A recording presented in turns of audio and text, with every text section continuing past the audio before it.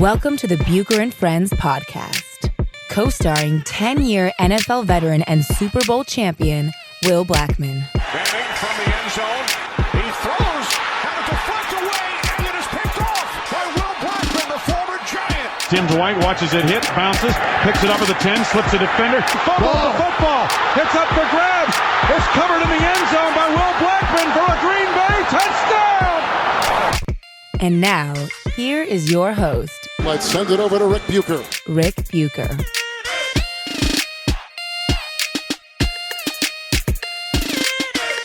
Welcome to another episode of Bucher and Blackman, subsidiary of Bucher and Friends, part of the United WeCast network. I'm Ric Bucher. He is NFL vet and Super Bowl champ Will Blackman. You can find my stuff at Bleacher Report and on Twitter at Ric Bucher. You can see him on NFL Network, and you can find him on Twitter at Will Blackman. And you can follow the show on Twitter and Instagram at Bucher Friends. All right. So, we are... First of all, Yes. you are in a full sweat, and I could have sworn that you just played probably 5 pickup basketball games. No. But lo and behold, you Yes. rebounded for your daughter for 5 minutes. Well, I worked out before that, and I had actually cooled down, and then I went out and rebounded for her, and yeah, and now I'm a little sweaty again. So, what are you suggesting that is a reflection of me not being in shape? Of your conditioning, yes. It's probably true. Guilty as charged. So, yeah. I'm not in good shape, and my bracket is not in good shape. And my daughter, who we had on the show last Who week, was talking that trash, She too. was. And She exited early. She exited before us. she did, because North Carolina didn't just lose. They got hammered. Right. 97-80 by Auburn. But it was funny because she said when she saw the result, she wanted to go into the locker room and let them know how disappointed she was because they blew up her bracket. I go, you know what? They're probably feeling pretty bad as is, Chance. And she goes, well, they don't feel bad enough because did you see what they did to my bracket? She was so on winning. She was so convinced she was going to win. And That's what happens when you're number one for a long time, and then boom. Exactly. So I think I believe both of us are in position where we can't score any more points. Whatever points we have is what we have, because not only North Carolina getting knocked out, but Duke getting knocked out. Right? Everyone's gone. Yep. So I do know that my son is in another bracket by some high school friends of mine, and he is in second place, if I'm not mistaken, second or third. He's in the money right now. That don't matter. That's another bracket. I don't care about that stuff. Yes, I know. Yeah. Exactly. It's not the podcast bracket. So I know he's your son. Well, you want to brag about him. I understand. No, it's fair point. That's an absolute fair point. Speaking of bragging about our kids, our son had a wrestling scrimmage yesterday. Yeah. He's 8 years old, and just a phenomenal day. I'm just through the roof proud of him just to even step on the mat and to wrestle kids you've never seen in your entire life. Yeah. So cool. Wrestling is kind of a unique, like, my kids tried a lot of sports, including martial arts. I don't know that they were ever exposed to wrestling, and it didn't come up. How is it that your son, is it part of the school? Is it something you found? So it's funny. He would, after school, him and his friends would go in the front yard, and they would always just wrestle before pickup, right? Okay. Or right when we pick him up. I'm like, yeah, you got a few minutes to play.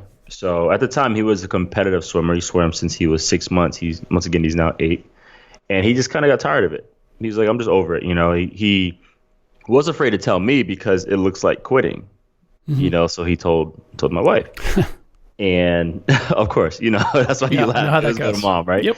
And so he said, I want to talk to him. I was like, listen, here's 2 things. I said, if it's hard, if it's difficult, is the reason why you don't want to do it, then we can fix that. We can work through that. But if it's to the point where it's truly boring and you're just tired of it, you're not having fun. Mm-hmm. I was like, go do something else. Mm-hmm. You're 8 years old. Like, I don't care. Go do something else. And so he said, Dad, I want to wrestle. I was like, oh, you want to give up swimming for wrestling? Okay. Wow. Yeah. Yeah. And so there is a club here. So Mark Munoz, he fought in the UFC for, I think, 8 or 9 years. And he was a NCAA champion in college for wrestling at Oklahoma State. And he has his own club out here in Southern California. So right as part of that club. And it's just it's unreal, man. These kids their development, they become an adult quick. I bet. Out on the mat, kind of survival. He's such a different kid already. He just has an edge. He knows how to defend himself. He's like extremely confident already. So it's cool. That's very cool. 2 months. Very cool. All right. So back to the NCAA talk. Because I wonder for you, we've talked about North Carolina being out, but Duke also being out with Zion Williamson and RJ Barrett. You want to know something interesting I heard? So my colleague, Darius Butler, played for the Colts out of UConn. Played for a while. I want to say he played 9, I think, or maybe 10. He tweeted that Coach K pretty much got out-coached the whole tournament. And I see your face. And I was like, damn, that is a good point. It's a dirty little secret. I've had guys, when he's run the national team, tell me that he didn't come in with a plan. He would pick the brains of some of the players there and then basically utilize that. He's a great recruiter. I think he's a great manager of egos and personalities. He knows the game. He knows the game. As in the game. Yes, as in the bigger game. Yeah. Which is how he ended up getting Kyrie Irving for a year, because Kyrie was going to go someplace else. But the X's and O's, and this is the other tricky part when you recruit the talent that he does. Because people made a point that Zion Williamson didn't touch the ball down the stretch. I mean, I think his last shot was with minute 41 seconds or whatever, and they lost by 1. RJ Barrett took a lot of shots down the line. Part of that, so there's 2 parts of this. Number one, everybody just already making Zion Williamson a superstar in the NBA. By virtue of his position, he is going to be dependent on the team that he goes to. He's going to be dependent on the kind of point guard that he has and their ability to get him the ball. He needs a for real, legit ball handler, facilitator type of guy. Exactly. RJ Barrett is a ball handler, facilitator, so he's going to be able to get to his stuff. And I don't have a problem with what he did in the game, and I've seen this with any number of college coaches who can recruit the way Coach K can and gets the talent, is they can't milk their talent. They have so many mouths to feed. They have so many players to keep happy. In the NBA, if you find something that works, you are going to that play until they prove that they can stop it, or until they overload to stop it and now it opens something else up. College coaches don't do that. They don't continue to go because it's like, okay, we took care of RJ. We got to get Zion a couple touches. We got to keep everybody happy. So it's a political way of coaching the game. But I that was my first thought. It's funny that Darius would have tweeted that out, because my first thought was, is any of this going to come back on Coach K? Because Duke they were heavy favorites. Well, and you're right. In every game, they damn near lost. Yes. They weren't dominant by any stretch. It's going to be, it will be interesting. It's not going to be as interesting because I don't have any dogs in the fight now at this point. I'm over it. Agreed. However, the four remaining teams are playing just playing beautiful basketball overall. Yeah. I mean, I love the 2 guards for Virginia. Those two guys are awesome. And then Auburn, they just overall just real legit, just angry team basketball. Yes. They play a very emotional game. It always strikes me that teams take on the personalities of their team. Bruce Pearl is, and it's funny, it was watching Bruce Pearl and John Calipari. John Calipari used to be the emotional, crazy person. And you could see it would rattle his teams. He would get so crazy when things would go sideways, and it would feed into the team, and the team would get rattled. It was why it took him forever to finally get all the way there and win a championship. And watching Bruce Pearl and Calipari this time, it was like Calipari was the calm one. And then I saw that he doesn't have any bonus money for the tournament. So I'm like, well, that's it. He doesn't have anything riding on this. You saying Bruce got a house being built right now? I'm thinking I don't know what the number is on his, but yeah, I'm guessing that he's got a couple $100,000 on, which again, we don't have to revisit that, but right. We talked about this with Ryan Hollins, and I don't know if you experienced this at Boston College, but he said that at UCLA, he could only take 3 majors: psychology, history. Damn it, there was one other one. Philosophy. Because those were the only ones that fit with his basketball schedule. Okay. Jordan Farmar wanted to take business classes to possibly get into the business school, and they said you can't because there's a conflict with basketball. And so for all those who want to say, well, they're not getting paid, but they're getting an education. It's like, you're not even getting an education on the level of any other student who comes into the university. That is true. You don't have the wherewithal to take whatever you want.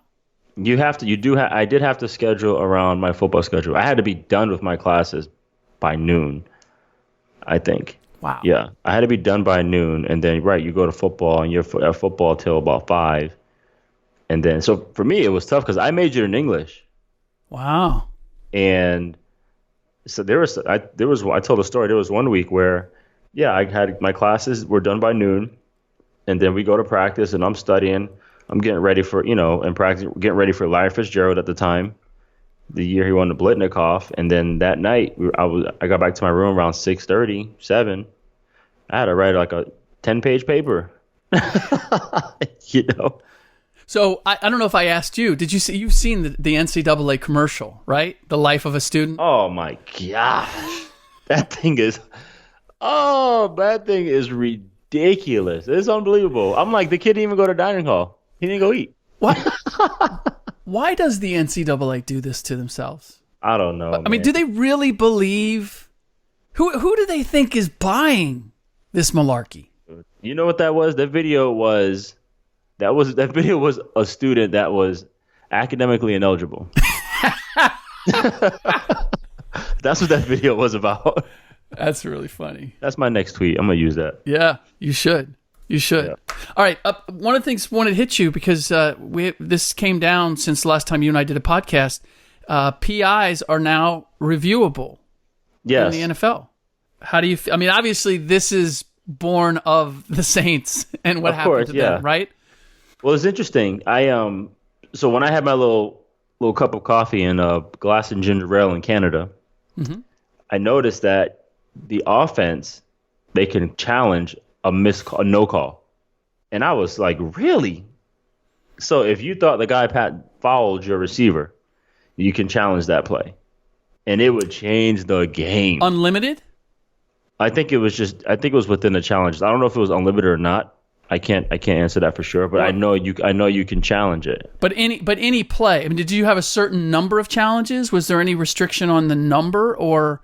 I don't know in terms of that. Okay. For pass interference, I don't know in terms of that, but I know you can. So I thought that was interesting. However, it would only be fair too if you can do it for defensive pass interference too. If you could say, hey, that wasn't it. Right. There's no way. Right. So, you know what? It's tough because it's like, you know what? You wish you can just, whatever, make it a judgment call, have the emotions run high, good call, bad call, yes call, no call, whatever it is.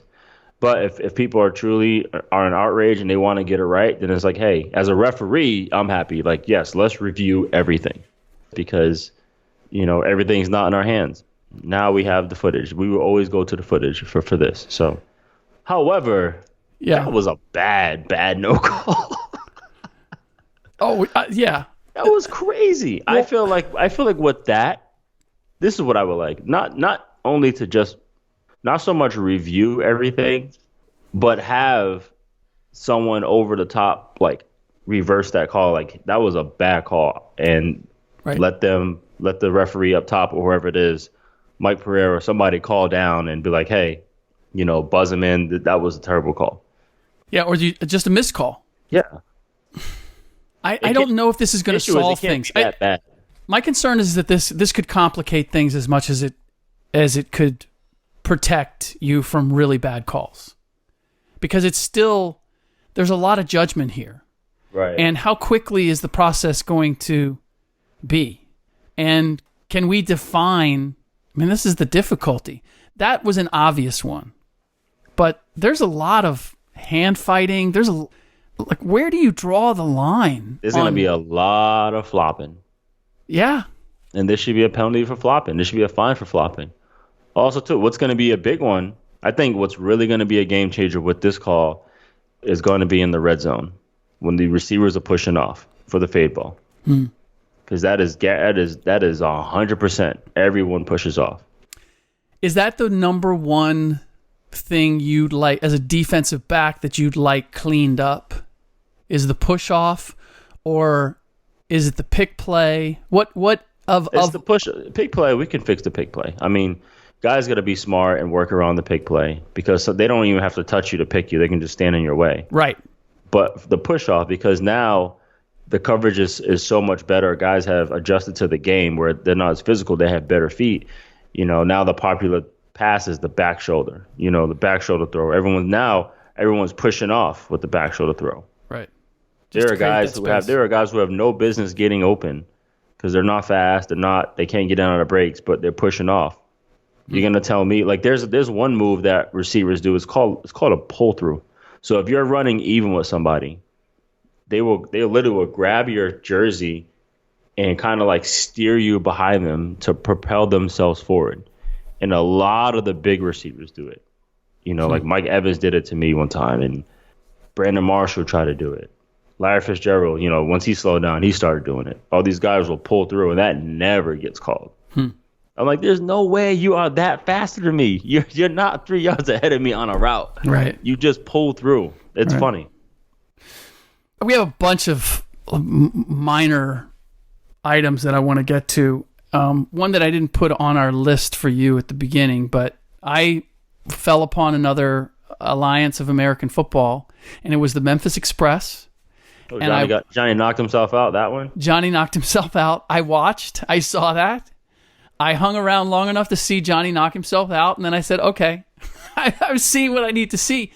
But that goes to show the impact of Johnny Manziel. And again, one of the other things that we didn't mention when we talked about anybody who is taking issue with Johnny Manziel just getting too many chances, he's a backup quarterback in the AAF. Okay? Let's slow down on he's being treated like royalty. The second part is all the rumors about the AAF folding or not having the money to continue. What do you make of that?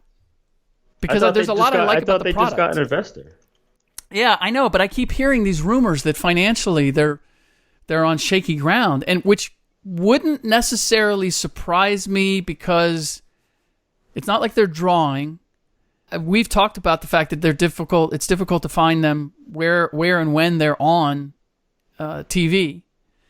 And I just wonder what this means for not only this league, but the XFL coming back.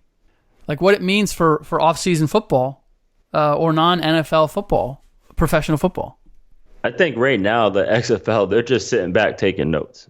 Mm-hmm. I think they're doing their due diligence because this is not the XFL's first go around. This is the second time that they're doing this, and so they went and got legit football people. I think the commissioner is Oliver Luck, Andrew Luck's father. Yep. And what's interesting to me is they got agreements with legit NFL stadiums. Like the New York team is going to play at MetLife. Mm-hmm. Which is incredible in itself. So I just think they're going around and doing this as the best way possible to make sure that they don't run into any issues like they have before. Well, and to make this sustainable. I get that, but I look at the AAF. Bill Polian's involved in the AAF. I respect him as a football person. Everything that I've seen with them when it comes to the football and the product has been good. I don't have any major issues with what I've watched. And yet, there seems to be some question as to their solvency and their ability to generate revenue. And just, anecdotally looking at it, I can see that. I guess I say I'm a little bit surprised. I think the presumption is that there's an appetite for football, an unquenchable appetite for football in America. And I wonder whether this is a suggestion that maybe not at this point. Yeah, I mean, I get it from a consumer perspective that it's tough in that regards, but I think from a football perspective, I think what's going on with the Alliance League, the Spring League, the XFL, that it's a really, really good thing because, I like to, when I talk to my other colleagues or kids or whoever about mental performance or setting goals, I always say there's no one way to get somewhere. Sometimes you have to take the back road. Sometimes you get a shortcut. Sometimes you take a flight. Sometimes you got to drive. There's different ways there. And I respect the fact that this gives guys another avenue, another chance to just continue to play football. Yeah. Once college is over, it's like, hey, if you don't make it to the NFL, that's it. Yeah. Yeah. That's it. Otherwise, what am I going to do? I got to leave the country to go play football. I got to play in the German league, the Italian league. I got to go play in Canada. Why aren't there any, you can call them developmental leagues, but let's just say just another professional league that guys can go play football, and the fact that they're getting televised on CBS and on NFL Network is a big deal. So regardless, whatever the consumer thinks or what have you, as long as the Alliance or the XFLs that they're able to make money, they're able to pay these guys and just give guys opportunities to play football, then I'm all for it. Because like I said, there's a lot of what? There's a lot of 4-3s in the street. A lot of 4-3s on the street. And a lot of guys that just need opportunity. There's actually a combine at Whittier College in LA next Saturday. It's just an open combine, so all these leagues can come in and see who's available. One of the other guys on the street is Ryan Hollins, who says that he can do 18 presses of 225 pounds, and he doesn't think that you can. Listen, I'll be in LA Wednesday night. Okay. Yep. We'll figure this out. You're not buying that he's done. How many can you do right now? Right now, if I just jumped on a bench. Yeah. With my glass of rosé. Yes.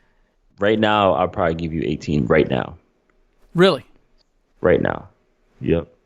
At your peak, what could you do? I don't know. I didn't do it at the combine. Oh, okay. Yep. You want to know my rep test when I came into college? Sure. 1. Oh, yeah. You know what? I remember you told me this. Yes. I didn't touch a weight. I didn't touch weights in high school. I really didn't. I trained a little bit because I got invited to a couple of camps. I was like, okay, let me train for this, but I didn't really lift weights, man. I just know how to play. You're not buying that he can do 18. I don't think he can do 18. Not at all. But you can do 18 easily. I don't think Ryan can do 12. Why are you skeptical of him, and yet you're having a glass of wine and you could knock out 18 easy? Because I'm just being totally judgmental. Okay. Fair enough. Judgmental. The Chicago Bears traded Jordan Howard for what, like a 5th round pick? They got a 6th. Okay. But based on production, they can get a 5th. Okay. Which is where they drafted him. So essentially, they're just getting a pick back. Right. So.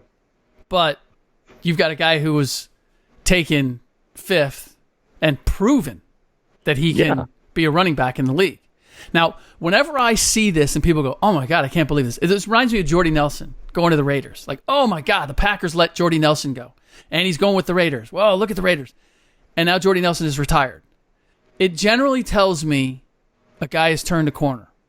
You don't let guys go unless they're making big money and it's for cap reasons. It's generally that guy, the name is bigger than the production at that point. And that's why these moves happen. At least with Jordy, he's already been there for a long time. He's already done a lot for the organization and has made a ton of money and won a ring with them. So for them, it was kind of like, okay, time's up. We're going to, work in other guys. You're not the number one anymore. In this case, Ryan's going into his fourth year. Maybe they're trying to avoid another contract. Jordan, I don't know. Jordan, you mean? Jordan. Yeah, Jordan Howard. Yeah. Sorry, Ryan's still on my mind right now just because I just can't believe that he thinks he can do 18 reps. Anyhow. And this is flat bench too, Ryan, not the hammer strength or the chest machine. Yeah, no, it's straight off the bar. I mean, straight off the rack. In this case, with Jordan Howard, you know what? Ryan Howard, I was thinking the baseball guy. That's what it was. I thought that's what you might be thinking. Yeah. I was just trying to be fun. So Jordan Howard, he's going his fourth year. Maybe he'll be due for a contract at the end of this year, something that the Bears avoided. They just signed Mike Davis from Seattle, and they have a favorable contract in his case. Everyone's saying he doesn't fit the system. That Jordan Howard doesn't fit the system, but I don't understand how he doesn't fit the system, where he's been productive. And is he going to fit? Is he going to fit the Philly system better? Right. You got speed and power. That's what they had. Yeah. Speed and power. Yeah. So I don't know. Like I said, I just look at it as a situation where maybe they know something health-wise. Maybe they, like I said, sometimes teams trade guys early to avoid a payout, a payday for the player, because he was due. He had 2 1,000-yard seasons. He could have had 1,000 last year. I think he ran for like 930 and put up a lot of touchdowns. I think he put up about 24 touchdowns in 3 years, which is really good. So that's just how I see it. Because people are like I said, everyone's looking at it. He can't catch the ball at the backfield. Well, he didn't need to because they had Tariq Cohen. Or I just see speed and power. I just look at it as something they just want to move on. Maybe they're going to draft a running back that they see. I'm sure they're going to. So you don't see it as I mean, on some level, it has to be a referendum on what they think of Jordan Howard's abilities right now. He can't, but he can't be on the downside when he's going into year 4. He's still very, very, very young, and he's still, since he came in the league, I think he's like top 3 in total yards, rushing yards, since he came in the league. So I just look at it like they decided something else. They just wanted to do something else. At least he got traded, and they didn't just throw him in the street. True. One of the other stories out there, I don't know if you were aware of this. Jordan Bell from the Warriors got suspended for a game. And the story is that when they were in Memphis at the Peabody Hotel, he charged some unknown element. It's been reported by one outlet that it was candles, like a $15 candle, which is hard to imagine. But in any event, he charged something to assistant coach Mike Brown's room. And it's apparently not the first time that he's done it, and so they suspended him for a game. I think it's conduct detrimental to the team or whatever. You have any stories? Guys doing weird stuff like that? I mean, how surprising is it to hear of a guy doing something like that? I mean, I'm sure, like veterans have charged stuff to rookies' rooms before. Sure. I didn't think this story was big enough for someone to get suspended. Unless it was something, like I said, like he said, something crazy. Maybe he ordered a bunch of X-rated flicks to his room. Yeah. Yeah. It could be something like that where I could see Mike Brown's like, okay, this is ridiculous. Yeah. Yeah, it can't be candles or a candle. $15 candle? It can't be a $15 candle. Whatever it is. It's not a $15 candle. I'm not buying way. It. Yeah. No way. But I will say this with Jordan being around the team. Jordan is very strong-headed. And you talked about DJ Swearinger, and there's certain guys, there's always like the level of maintenance for you and your talent. And your maintenance, the attention that they have to give you, can't be greater than your value to the team. Right. Now you're risking your place. And Jordan Bell, in what he doesn't strike me as that he's fully aware of that, because he really hasn't evolved all that much. I'm still maturation-wise? Yeah, and just his game. Like, he's still offensively, he doesn't have anything. that he can go to. And at this point, he should have developed a mid-range jumper, something. He gets the ball on offense, and he's immediately looking, how do I give it up? Even if it's a matter of, I'm just going to take one hard dribble to the middle and try to get a jump hook off. Like, give me something that you go to when you get the ball on a short clock. This what's crazy about that is I would, if I was on that team and I was in Jordan Bell's role, I'm looking at this like this is my interview for everyone else. Yep. Or even my own ball club, because there's a lot of contracts coming up. Yeah. No doubt. And Kevon Looney, they brought Andrew Bogut, they got DeMarcus Cousins. His opportunities have dissipated, and he's been around a while. And I think right. These are the kind of things where it's just like, don't give them a reason. Give them a reason to keep you. Don't give them a reason. They don't need any reasons to cut you, because they're got all kinds of other options. They got the whole sheet of your production where it was like, okay, he's not up to par right now. Yeah. And now we got to deal with other nonsense. And now you add this onto it. Oh, it's a wrap. Exactly. Come on, man. Like we don't have time for that. And that's professional sports across the board. There's very few are exceptions to the rule. Not everyone is.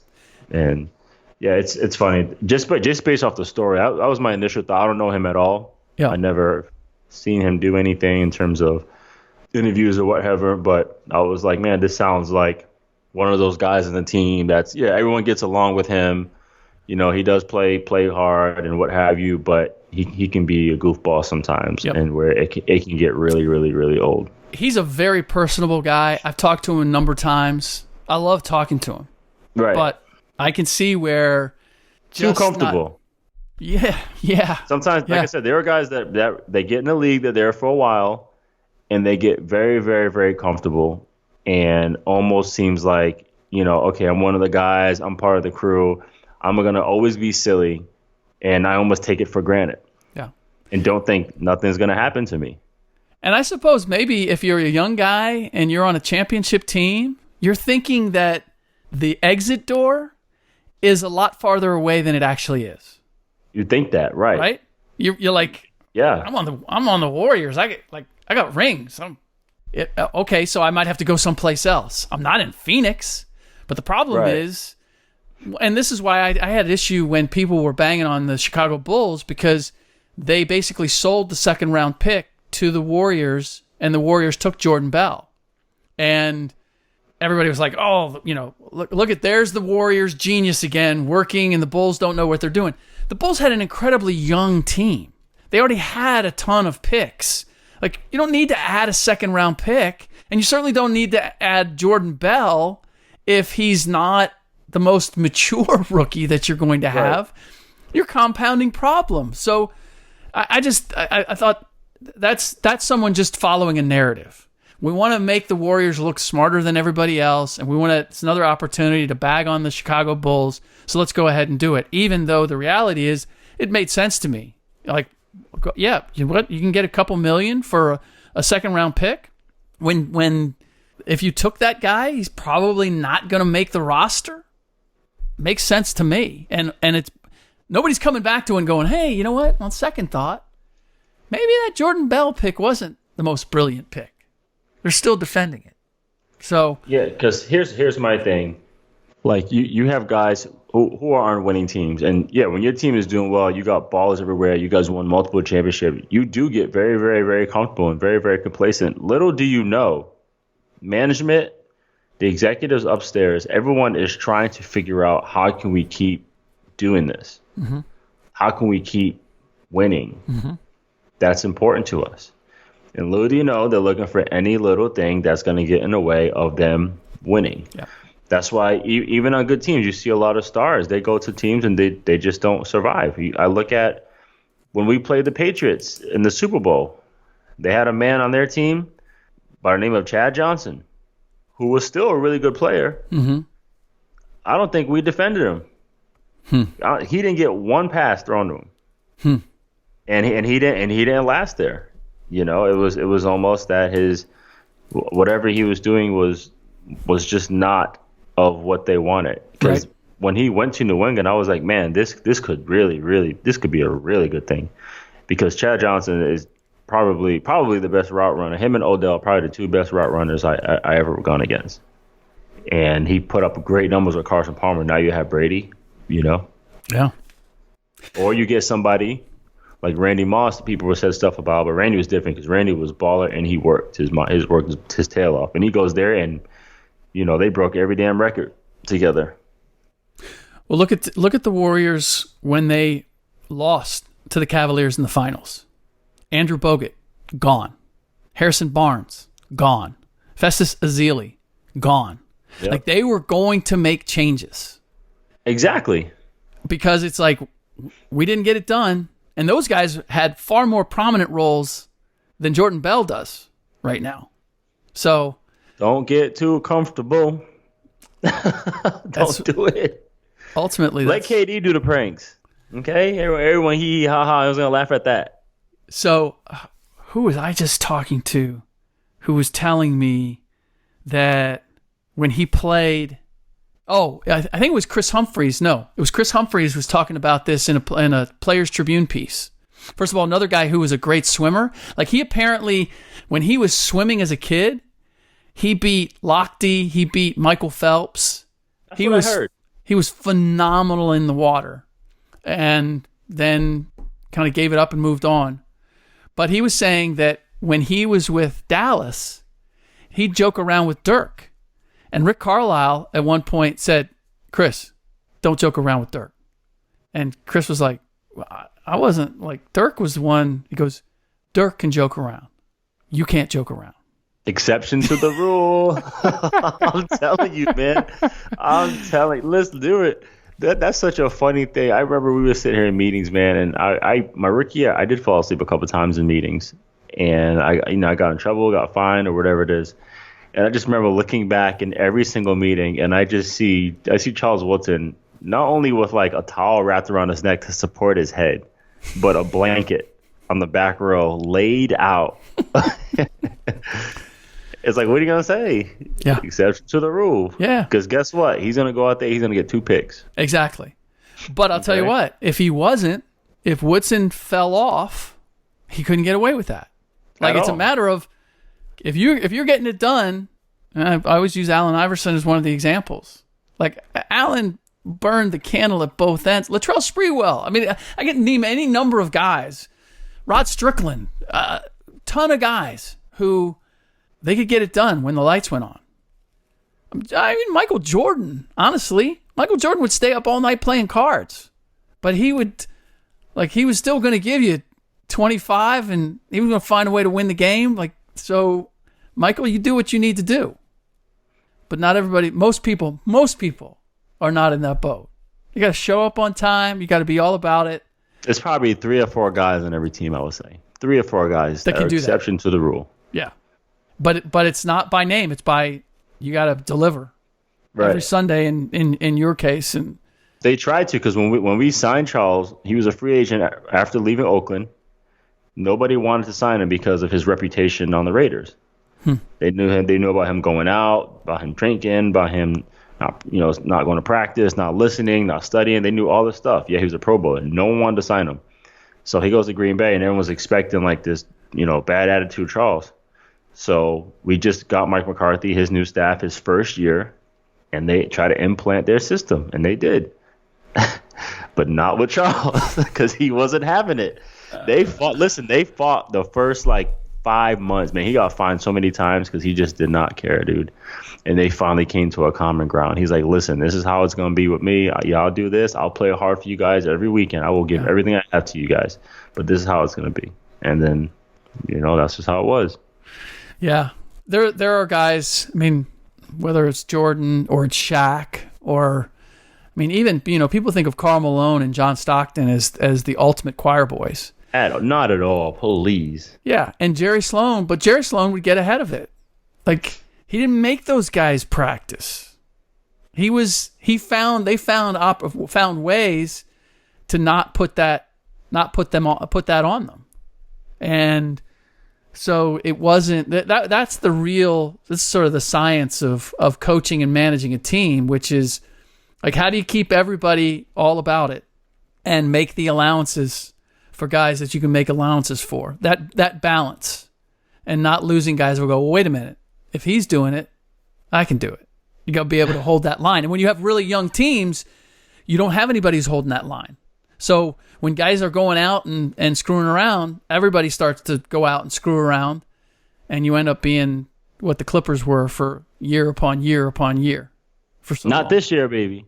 Not this year. By the way, so in our last podcast... How do you feel about them popping champagne when they got to the playoffs? How do you feel about that? For the Clippers? Yep. I never... Look, there are instances where you weren't expected to do something, and lo and behold, you do it. And I can understand the mentality of celebrating that, but I hate making it public or visual. If you guys want to go out and do it someplace, It's very, very valid. celebrate it, right? And enjoy it, and then the next day we're back on it. But when you make it public like that, you're sending the signal, on some level, you're sending this, we're satisfied thing, rather than we still have... Doc even looked awkward handing the bottle to him, too. He looked so awkward handing him the bottle. But I am all about celebrating the victories, the small things. Yeah. It is a big deal. Yep. Especially for this team. I mean, look, they made a trade that was with Tobias Harris. Essentially, they ended up getting some quality guys back that allowed them to maintain their team, but the thought was, we're creating cap room for next year. And you're just mentally telling a team, we got 1 foot in this season, and we got another one this summer when we hope to get Kawhi Leonard and some other major pieces. Teams that make a playoff run are generally the teams where the front office they add talent. They add talent and go, we went and got a big name or got a piece that we needed, and says everybody, hey, we're on a mission. We're on a mission to get there. That's not really the message that the Clippers sent with the moves that they made at the trade deadline. So good on them for still getting it done. Our boy Ryan Hollins, who works on the broadcast team for the Clippers, he has them beating, as of right now, they're playing the Blazers in the first round. He has the Clippers beating the Blazers. I'm not quite there with that. I think the Clippers are a nice story. I don't know that they are a playoff team per se. I wish the Clippers played at the Honda Center all the time. Easier for you to get to. Yep.